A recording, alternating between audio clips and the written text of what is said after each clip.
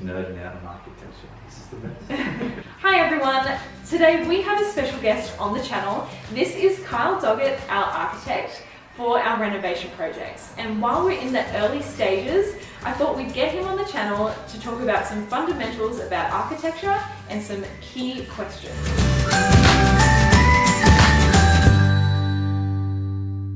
Thanks for joining us, Kyle. Thank you for having me. It's been a really interesting journey doing this with our own renovation. So I thought it'd be really interesting for our viewers to know a few fundamentals about what you do and some key questions that are really important through the renovation or building process. Thanks for having me. I just get to talk about architecture, so I'm really glad to be here. So to start off with, what is the general process of getting an architect on board for a project? Okay, cool. An architect can come in the project at all different times. So traditionally, you would go see an architect with an idea. The architect would help you through fleshing out what you actually want to create, looking at your lifestyle, things you like, things you don't like, and you start with a concept. That might look like a floor plan or some perspectives or some images. The architect would work with you till you find something you're happy with.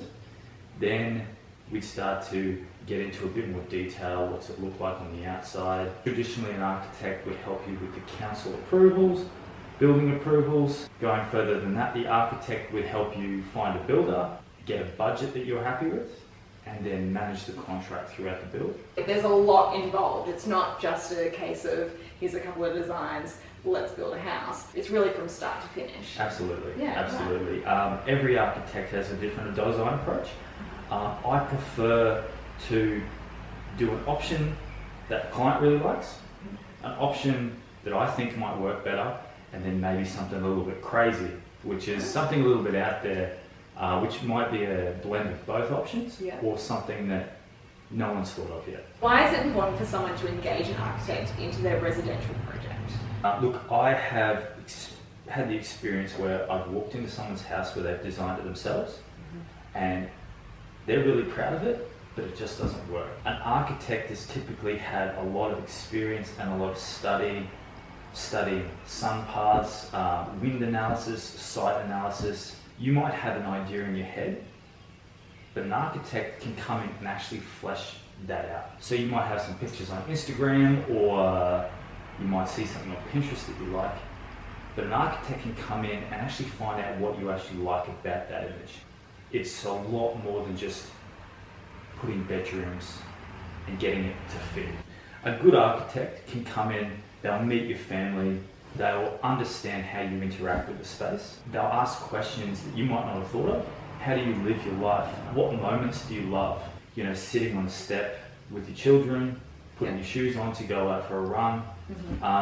How do we create those moments that are important to you?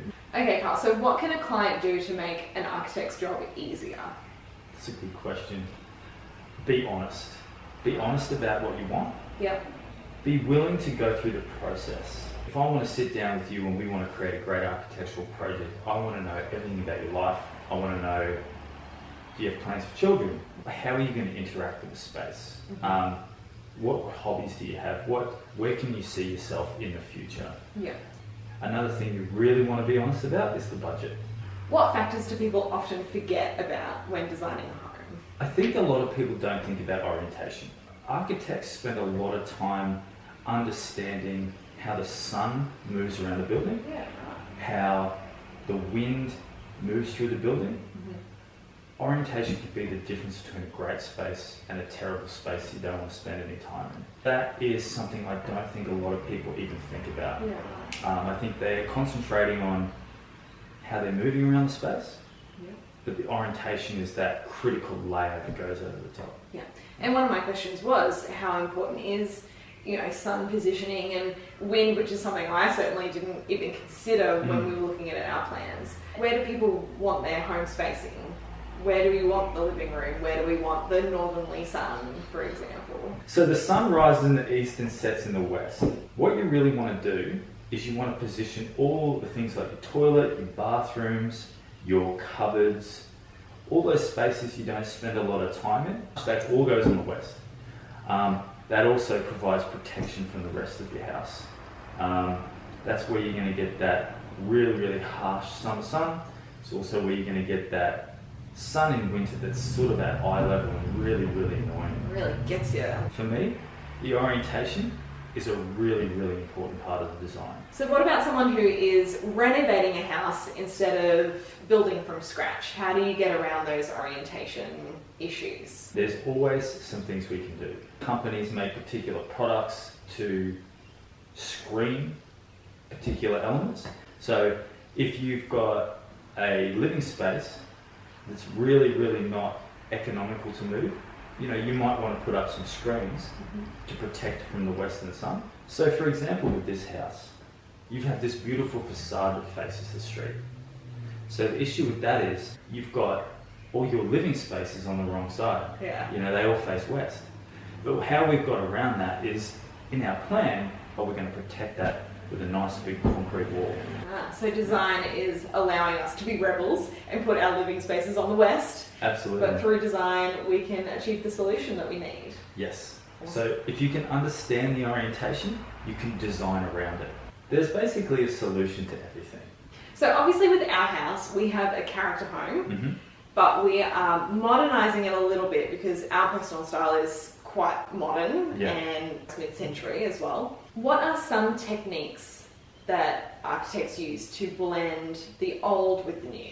So there's a couple of techniques. One technique is to basically match the existing house. Basically copy the style and copy that into all the other spaces. Then it's very hard to tell what was new, what was old. Another technique is actually to go completely the opposite and go ultra modern. What that does is you can see the delineation between what you've just done, what was existing, then one kind of celebrates the other side. By contrast, the heritage elements, you really get to see the detail, but with the modern side, you really get to see the new modern materials and that juxtaposition, they both highlight each other. I was thinking of that too. It's a real juxtaposition. I love when you can see this beautiful old Queenslander, but then, a huge modern extension, and if you can blend it really nicely, it seems to work. But sometimes it doesn't work, Sometimes it doesn't work. Yeah. Sometimes it definitely doesn't work. We have a 1920s home, but our style is very mid-century, 1950s, 60s. What was your thoughts on blending, a 1920s home with a 1950s, 1960s aesthetic? I thought we could, this could be really, really interesting. When we sat and discussed the style you liked and the style of this existing house, I thought it was a really, really great opportunity to pursue that juxtaposing idea. This house is quintessentially 1920s. It's that real Queensland vernacular.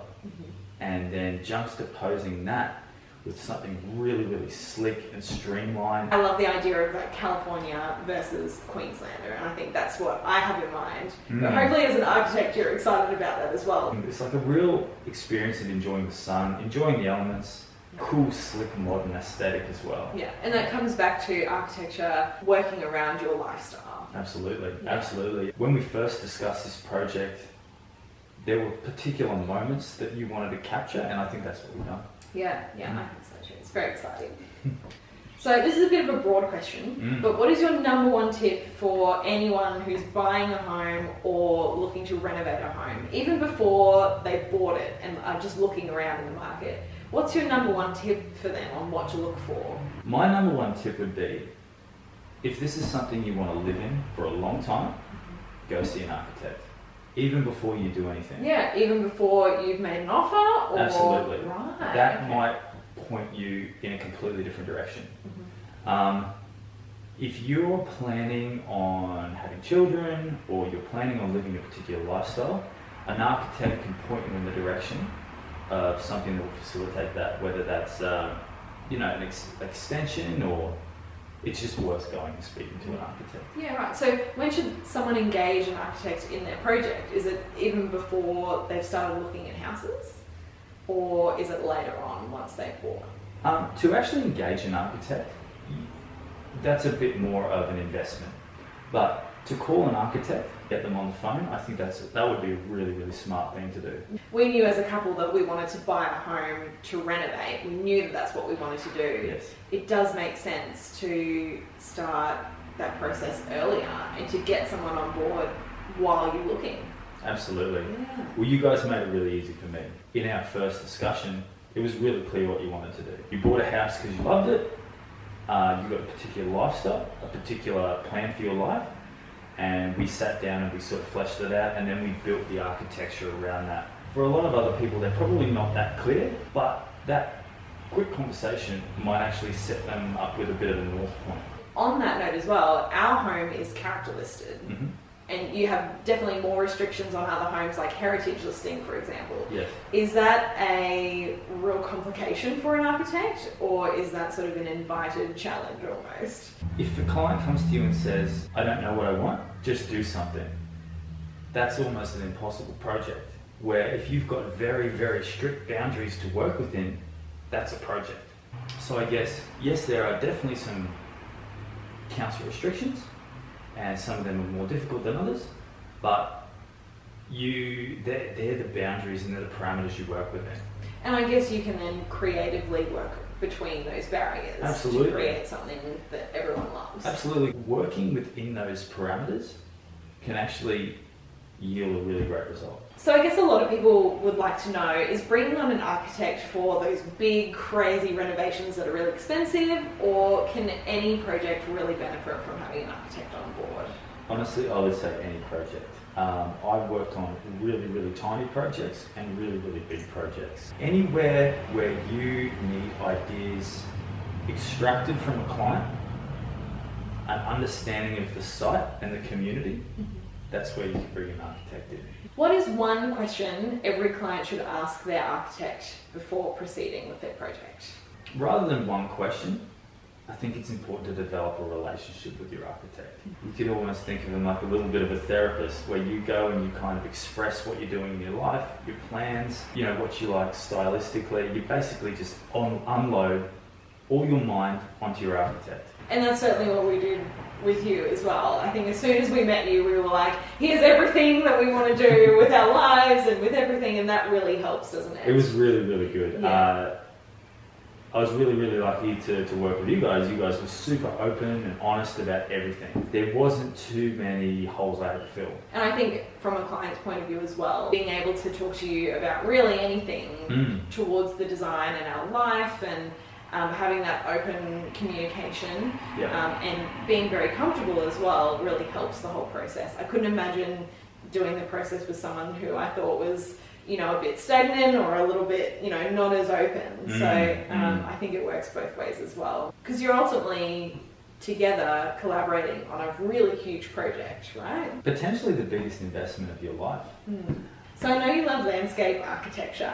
How important is it to incorporate landscape architecture with your building architecture project? Yeah, okay, so look, I think unfortunately a lot of the time the landscaping is just something that kind of gets tacked on, and it's not very well considered. Like often a builder will allow, in his price, you say landscaping, he's thinking mulch, throw a few plants in, that's all you get. However, there's some really, really talented landscape architects out there, and I've seen some phenomenal things. Landscape architecture is like living architecture. It grows, it breathes, sometimes it dies. It interacts with the environment dynamically. You'll notice that trees will grow away from the road, or they'll grow around a particular structure. Engaging in landscape architecture can provide a lot of value. A client should really think about not only the building or just the landscape architecture itself, but all of it as one project together is really beneficial. Yes, if your budget allows that, if you're fortunate enough to have the budget to do the landscape and integrate the whole thing together, where the architecture and the landscape architecture blend seamlessly together, then you're going to get a really, really great result. So what are some big mistakes people make with their renovation designs? Something I can imagine was that they just kind of wing it without a plan, or a loose plan. I think if you've got a loose plan, you're going to have a loose design. So, you know, there's complications when people just look at room by room or project by project and they don't think about the big picture altogether. Yes. I think from a planning of the house point of view, it would be a really great idea to, kind of like what you guys have done. You might not do the whole thing in one lump, but you've got a strategy to get where you want to go. You've got a north point Just don't try to wing it. Just don't try to wing it. You need some little bit of consult the professionals. Yeah. Do you have to have big bucks to renovate your home, or is there ways to do little changes to improve a house? Short answer, no. You don't have to have big bucks. Definitely need to have a budget. One of the ways around having a restricted budget or getting small budgets in lumps is just to stage the work. Sort of like what we're doing here. Yeah. If you don't have a budget large enough to complete the whole project, you can definitely stage it. You can also do the planning of the house in a way that allows for it to be staged. So your bedroom might be on this side of the house during one stage, then it might be on the other side of the house while these works are happening on that second stage. It's a little bit of shuffling around, but you can definitely do that way. Yeah, and that's what we're, as you mentioned, that's what we're doing as well, because we cannot do everything straight away, absolutely not. Yeah. But we have worked out a way to do this side of the house and this side of the house and this side of the house, and but working towards that bigger picture. Yeah. What is the most important room of the house? I think that's really different for everybody. You might love to cook, so the kitchen might become your domain. Take, for instance, your plan, the beauty room. A lot of people wouldn't see the value in that. No, a lot of people don't know what a beauty room is. Exactly. Yeah. For a lot of people, that's a 3 by 3 meter space that could be used for anything else. But you've decided to use it as a beauty room. For you and your lifestyle, that's massively important. And I've heard as well a lot that kitchens and bathrooms sell homes. Is that true? The number of bathrooms and the number of garage spaces, they look really good on realestate.com. Yeah. But yeah, it really depends on what kind of lifestyle you want. Yeah. What one element should everyone include in their home? Obviously you need toilets, bedrooms, the number of toilets, the number of bedrooms, the number of bathrooms, That's one conversation. But for me, I really bring it back to like what moments do you want to create? One of the things I think we teased out of what you guys wanted was you've kind of got an image of Christmas morning, sitting around the Christmas tree with the kids. Yeah. Okay. How do we create architecture that can facilitate that? I'll get shown pictures of Instagram and Pinterest. Okay, what is it about, the client will be, I want this. Well, what do you want? What about this do you want? And why? And why? Yeah. What can you see yourself doing in that space? It's really up to the individual and what's really important to them and what they care about in their life. Thanks for joining us, Kyle. If you're looking for an architect Australia-wide, make sure to get in contact with Kyle. We'll put all of his details down in the description below. Thanks for watching, and we'll see you in the next video. Action. That's a good setup, I think. Yeah, except for the light switch above your head. Yeah! I don't have the skills for that. Alright, I'll pause this. If you could flip it down, that'd probably be better for me because it's a shiny object and my eyes just go. Woo! Get about regard. Come. Thanks for joining us. Instead of buying and. What do I say? I said some things I don't actually think is true. Now you got the east and west right, so This is fun. I'm having a good time. How do I want to say this? Okay. Or can any Joe Blow? you go on, Joe Blow. Why don't I wear jeans? So I know you love landscape. Landscape. Just landscape itself. I love landscape. I love landscape. I love light, I love glare. Patapa? Any one most important.